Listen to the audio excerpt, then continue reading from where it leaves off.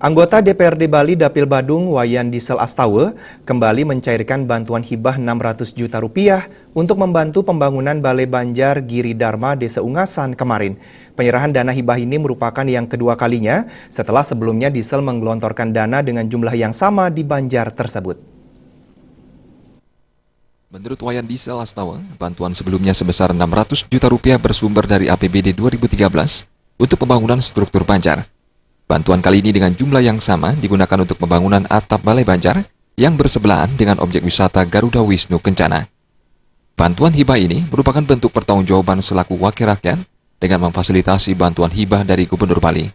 Sebagai bentuk transparansi publik, pihaknya menghadirkan keramang dalam penyerahan bantuan hibah tersebut. Diesel Astawa menambahkan pembangunan Balai Banjar Giri Dharma bersifat multi-years.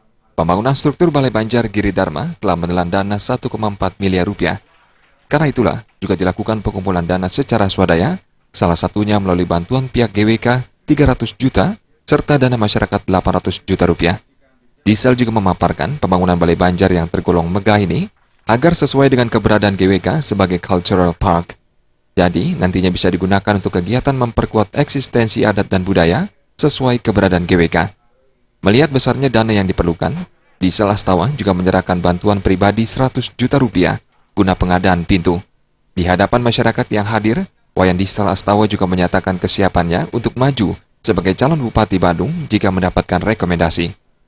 Semakin indah Balai Banjar itu yang ada di kawasan GWK, tentunya harapan saya sebagai tokoh masyarakat, anak-anak bisa berkumpul, bisa berkreasi di dalam mempertahankan eksistensi daripada budaya, baik tari, karang tarunanya, kegongnya, agar bisa sudah berperan aktif di sini. Apalagi program Desa Ungasan setiap 2 tahun sekali melakukan festival budaya.